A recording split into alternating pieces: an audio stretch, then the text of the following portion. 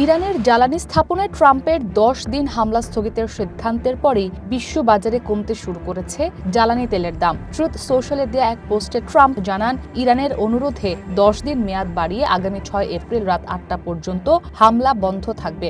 এরপরই বিশ্বব্যাপী কমল জ্বালানির দর।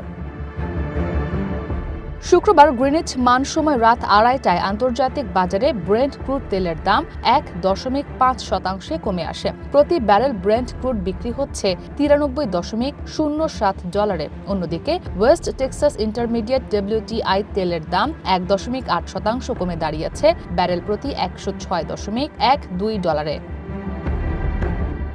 গত বৃহস্পতিবার ব্যাপকভাবে বৃদ্ধি পায় তেলের দাম। তবে ট্রাম্পের ঘোষণার পর শুক্রবার দাম কিছুটা কমলেও তা আগের দিনের সেই বড় উল্লম্ফনকে পুরোপুরি কমিয়ে আনতে পারেনি। ইরান যুদ্ধ ধারণার চেয়ে দীর্ঘস্থায়ী হতে পারে এমন ক্রমবর্ধমান উদ্বেগের মধ্যেই শুক্রবার তেলের বাজারে এই স্বস্তির পরিস্থিতি দেখা যায়।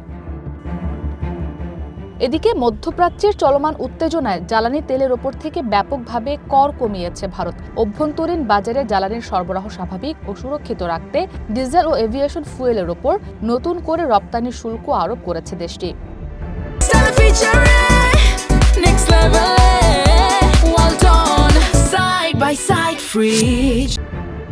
ভারত তার প্রয়োজনীয় অপরিশোধিত তেলের ৮৫%-এরও বেশি বিদেশ থেকে আমদানি করে থাকে। এর মধ্যে সবচেয়ে বেশি পরিমাণ আমদানি করে রাশিয়া থেকে। কিন্তু যুদ্ধের প্রভাবে বিশ্ববাজারে তেলের দাম বেড়ে যাওয়ায় বড় অর্থনৈতিক চাপের মুখে পড়ে ভারত। তবে তেলের সরবরাহ স্বাভাবিক ও পুরোপুরি স্থিতিশীল রয়েছে জানিয়ে বারবার আশ্বস্ত করেন দেশটির সরকারি কর্মকর্তারা। তবে সংকট তৈরি হতে পারে এমন আশঙ্কায় অতিরিক্ত তেল কেনার হিড়িক পড়ে যায় ভারতের পেট্রোল পাম্পগুলোতে।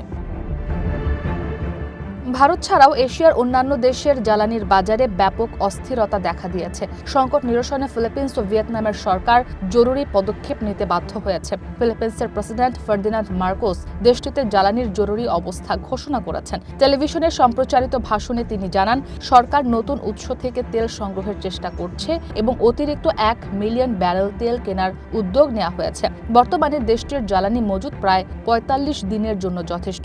তেল সরবরাহে কোনো বিকল্পই বাদ দেয়া হচ্ছে না বলেও জানান দেশটির প্রেসিডেন্ট। ইসরাত মুক্তি, ওয়ান ইন্টারন্যাশনাল ডেস্ক।